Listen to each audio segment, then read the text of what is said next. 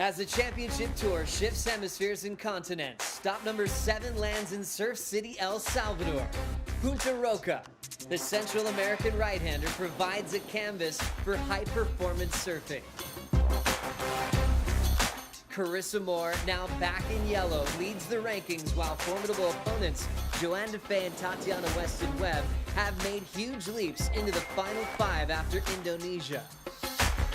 As Felipe Toledo leads the men's ratings, hot on his trail is Jack Robinson, after rapidly closing the gap with back-to-back event wins, a feat not seen since Italo Ferreira's world title run in 2019. Point break specialists are sharpening their blades, ready for El Salvador's first CT event. The fight for the WSL Final 5 heats up at the Surf City El Salvador Pro presented by Corona.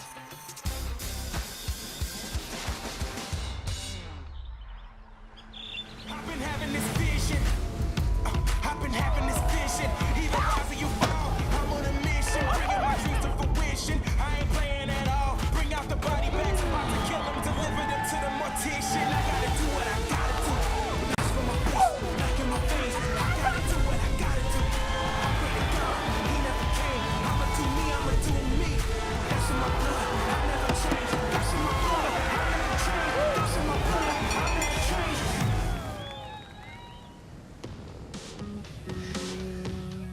Buenos dias and bienvenidos a El Salvador. Welcome everybody around the world. You are watching the Surf City El Salvador Pro presented by Corona and watching this little right just drain down the cobblestones. A wave called Punta Roca. Great to be here for stop number 7 of the World Surf League Championship Tour, and thanks for watching Dawn Patrol. Joe Trappell alongside one of my favorite surfers. I mean that, Rosie. Rosie Hodge, welcome back. So good to see you. Yeah, good morning, guys. It's so great to be at El Salvador, one of my favorite stops. It's great to have a championship tour event at this location. So great. Mitchell Salazar, always good to see you, my friend. And you, a former competitor at this venue at the QS level. How good is it to be back? Oh, it's great to be back, especially at the CT level. First time we've been here doing this. Great to see the wildcards in action, too. I'm expecting to see great things out of the local boy, but I am Perez, too. Let's see if we are going to be on for opening day of competition as we say buenos dias to Kaipo Guerrero with Jesse Miley-Dyer. Buenos dias, Joe. Jesse, El Salvador, a new stop for the championship tour. Your thoughts? Yeah, I've never been here, so I'm stoked to be here with the tour, and everyone's been, ripping and getting a few waves here at Punta Roca, so it's nice to be here and to, be here for the first time. No shortage of waves here and great culture. But let's get to the call today. What is it? Yeah, so we're not going to be on today. We're looking at small conditions right now, and, there's definitely promise of swell in the waiting period. I think that we're going to get waves for sure, so we're going to be off for today. Come back tomorrow. Well, there you go, guys. But it is a wave-rich region, so I guarantee you there's a lot of fun waves for everyone to surf on this day off. Thank you, Kaipo. Thank you, Jesse. Yeah, even at this size, that looks fun. Rippable. Looks like it's a day for everybody just to test out their equipment. It's been a quick turnaround from G-Land now to going right here to El Salvador. And just like Jesse was saying, here for the first time, that's a very common theme you're hearing from the professionals as well. Yeah, definitely. I mean, it's been so fun just to see the warm-up surfs, to see people familiarize themselves with this break because it is a new stop, so it's a fresh look at somewhere. So true. As we look at the Surfline forecast, thanks you, Jonathan Warren, for giving us the updates for this waiting period.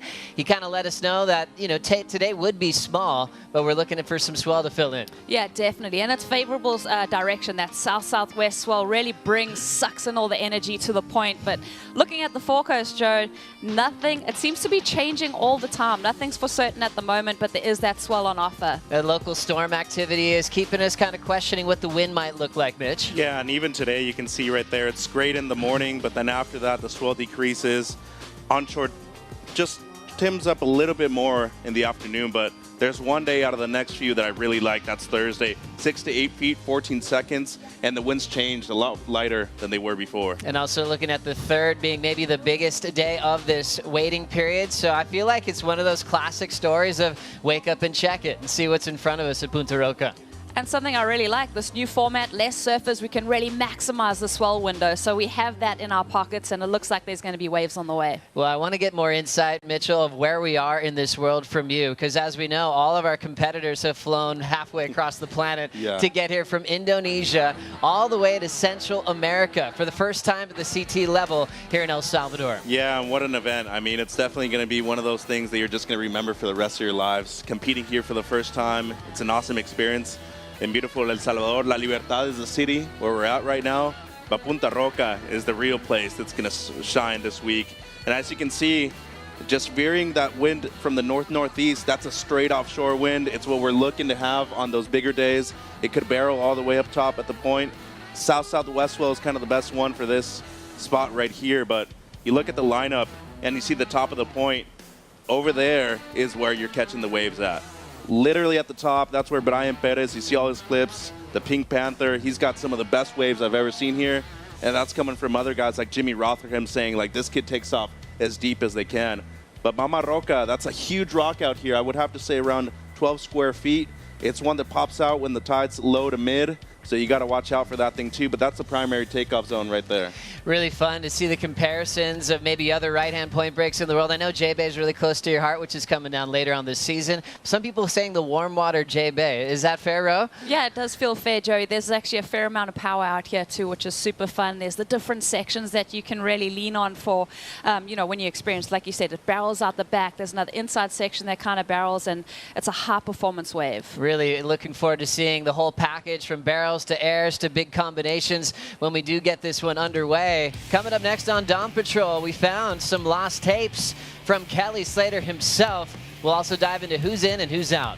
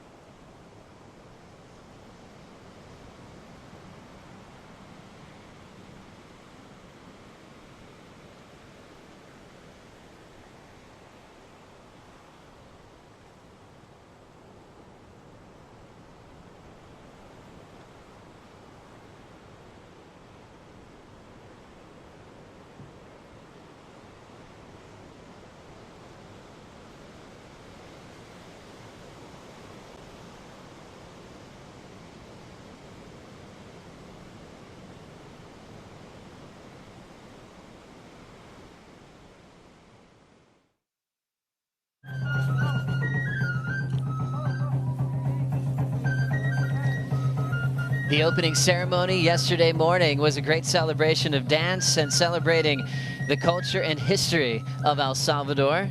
Yek Tunao was the original way to say good morning in these lands before Spanish became the official language.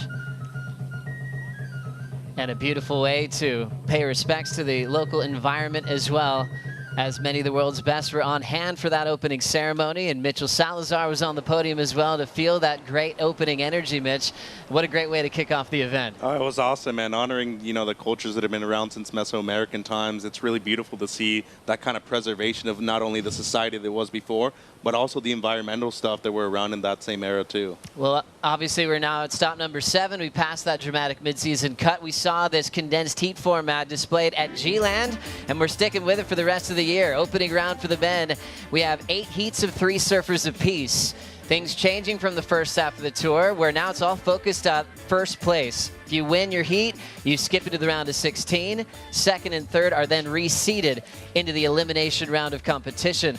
Remember, if you're losing in the elimination round, it really hinders your chances of making the WSL Final 5 later on this September, because you leave with an equal 17th place, basically no points, and you're out of the contest. First place is reseeded again in the round of 16. That's the last round, which we see the reseed. Then it follows the draw from the quarters all the way to the final, where we crown our champion. On the women's side, it's much quicker as well. 4 heats in the opening round. First place skips to the quarterfinals. A format that, Rosie, you felt at previous times in your career. Yeah, this format really moves, Joe. I mean, first place straight into the quarterfinals. When you're thinking about the Final 5 picture, that's a great way to gain momentum, to look at your spot for that Rip Curl WSL Finals. Elimination round once again. Second place eliminated with an equal 9th. That sounds okay, a 9th, top 10. However, the women's tour is so small, you're probably not going to make that WSL Final 5. The quarterfinals are reseeded on the women's side, and then it follows the draw into the semifinals and the final. And things will be moving incredibly quickly. If we do overlapping format, Mitch, these days we can finish an event in 3 days. Yeah, and the best thing about that format, though, is that we're seeing the best waves on offer here, and I don't mind it at all. And I think the best thing about the format now, going into the last 5 events in comparison to the first 5, it's forcing you to do your best surfing, too, because you're looking to qualify for that WSL Final 5. No pressure. Now it's all about making that little cut right at the end. So true. Well, let's take a look at who's in and who's out for this event. A lot of last-minute changes, but some big names now stepping up. We'll be seeing Tia Blanco using one of her Ultimate Surfer wildcards in this event.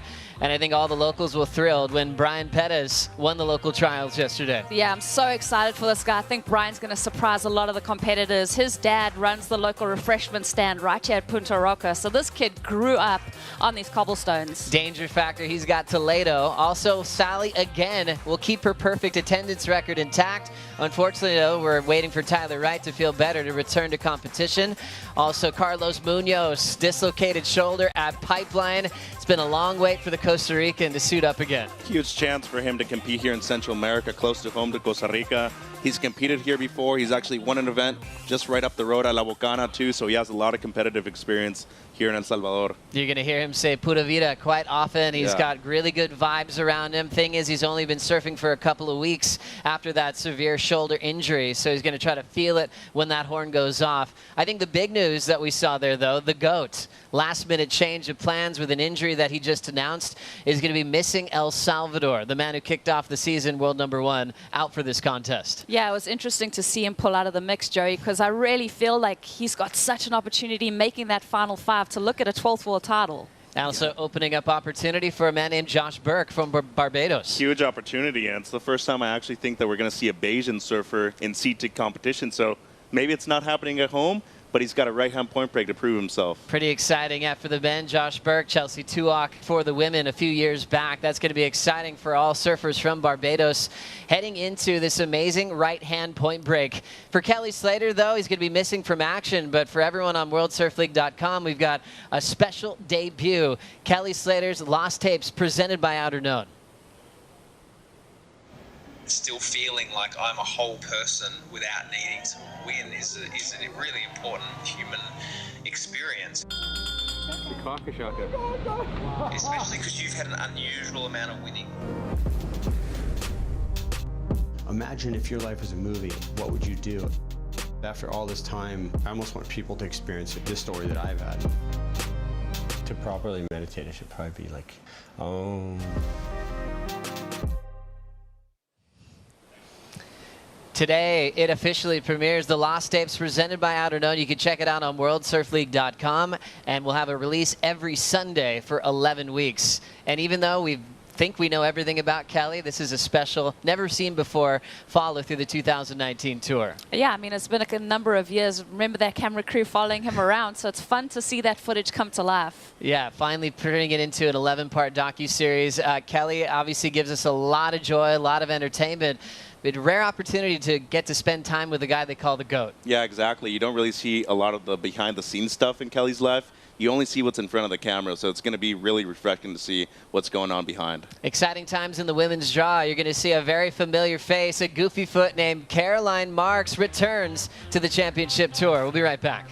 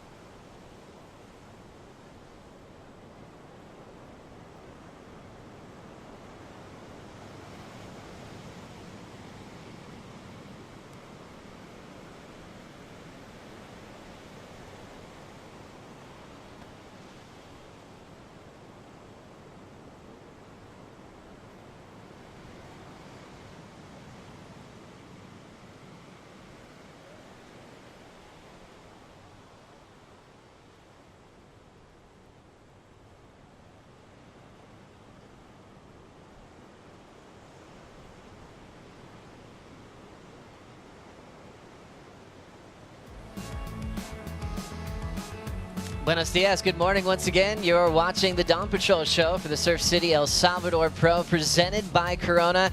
Contest is going to be a late 8 today, but check in with us tomorrow to see if we'll get the competition underway as we dive into the major stories of what's going to be happening in that opening day on the heat draw. One name that's really standing out is a goofy footer named Caroline Marks.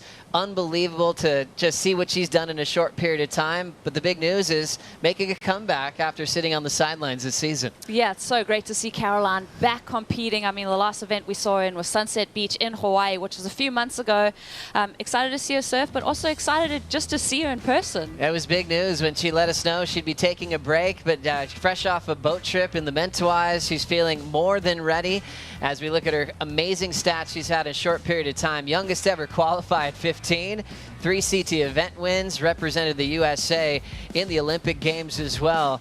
But we remember she's kind of known to have maybe the best backhand on tour as we reflect on her form from Jeffreys Bay, where she made the semifinals. Yeah, right you are, Joe, and they call this wave the Jeffreys Bay of America Latina for a reason.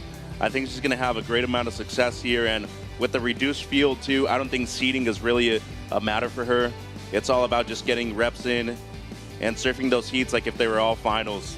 The one beautiful thing about here for Caroline is that it not only replicates a wave like Jeffreys Bay, it also gives her an aspect where she's really known to perform well. Repetition on the backhand, it's not something that we really see on the CT for her. Great to see her in this kind of form from 2019. I feel like she's improved a lot, really focusing on her surfing.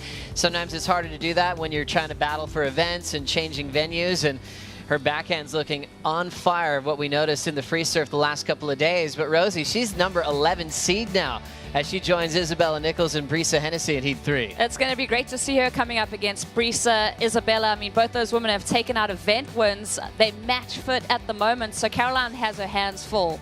As we see the heat draw looking incredible, a couple of goofy footers in the mix. Tia Blanco, also Tatiana Weston Webb will give us that really cool backhand read at Punta Roca. And maybe the biggest change where timing's so important at J-Bay. Sometimes it's a learning curve to really get your feet wet on how to rip that place. I feel it's a lot easier and a lot quicker here at Punta Roca. Yeah, one thing I always tell a lot of people that come here too is don't be afraid of using epoxies either. If it's below 4 feet, you want something buoyant that's actually going down the line the whole time. When it's bigger, yeah, PU's probably the better selection, but don't be afraid of using something that has a little bit more speed to it. Great stories in the opening round for the women. Coming up next on Dawn Patrol, we'll dive into the story of the Western Australian, Jack Robinson, as he went jack to jack in the last 2 events on tour.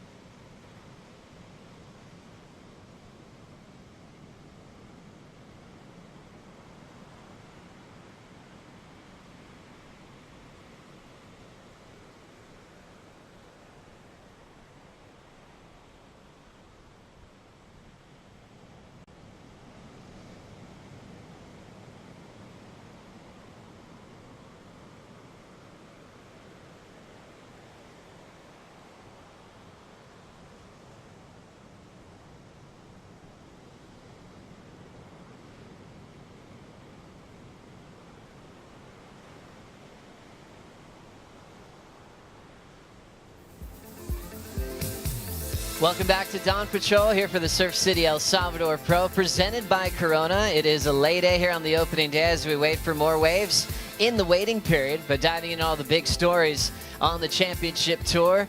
One man is on a roll from Western Australia, a man named Jack Robinson, who's gone back-to-back with his wins, first at his hometown at Margaret River, then to G-Land, going backhand, and he is looking like he is having the time of his life on tour. Joe Turpel, Rosie Hodge, Mitchell Salazar. Rosie, quickly from you, how did you react to Jack Robinson getting on a roll in the last two stops of the season? Yeah, just so impressed, Joey. I mean, looking at his win in Mexico in his rookie season, that really lit the fire, but to go back-to-back, that's insane. I mean, we haven't seen that in a while. Well, it's also different, too, with his win in Mexico. It was really to requalify. He was so focused, didn't let anybody in.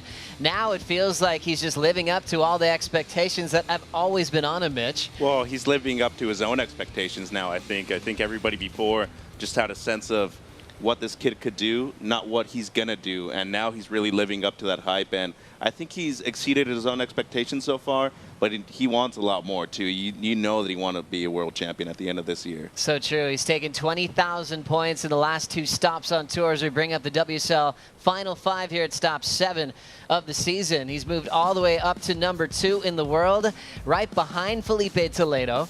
And Felipe lost to Jack Robinson going backhand at G-Land.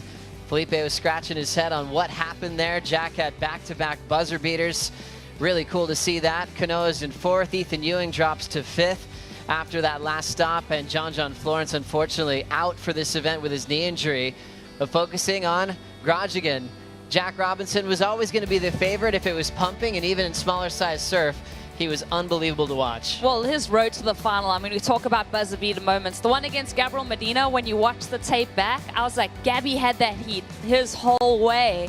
And to get that last wave, to make it into the final was so impressive in itself. And just into a countdown again, into the final against Toledo. You're just going, what is going on with Jack Robinson? How does he feel this confidence and maybe even creating time for himself? Everything's slowing down for Jack. That's a good perspective to have, and I think it all comes with the amount of pressure he's taken off of his shoulders from wanting to, really match those expectations that everybody has for himself. He just needs to go out there and surf, because based off of what I'm seeing right here in the free surfs, he looks like the favorite to me. Really impressive with the buzzer sounding as he got to his feet. A couple of big backhand hacks led him dancing over there in East Java, and he looks really calm and comfortable. You can kind of enter his space now. Like before last year, you kind of gave him some room. He'll say hi, but he knows how to switch it on when the heat starts. It's incredible. Yeah, he's got that inner confidence. I feel like, he mentioned on the stage with you in the closing ceremony, just, the hard work that he's been doing, the training, the meditation, and that self-belief. And that's all coming to the forefront for him. And you look at this streak that he's on. Mitch, do you see it continuing? Is he the favorite to win here at Punta Roca? He's one of them for sure. I mean, I think this kid has everything to be a world champion at the end of this year. The only thing is, though, you do want to solidify your spot within the top 3. You're surfing less heats at the Rip Curl WSL Finals, and against the world's best, you need to have great conditioning, too. Let's focus on the heat draw for Jack Robinson. He's probably going to have some heats with people maybe for the first time when you think about Barbadian surfer Josh Burke getting the call up with Kelly's absence.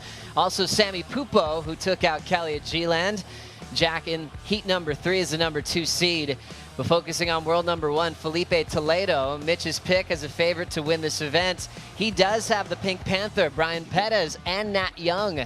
Will Felipe be questioned in that first heat with the local knowledge of Brian Perez, Rosie? Yeah, that's such a great question. You could think about the former Felipe, but traveling all the way from G-Land, he's had a lot to do to get you. Brian, I think he's definitely going to surprise the competitive field.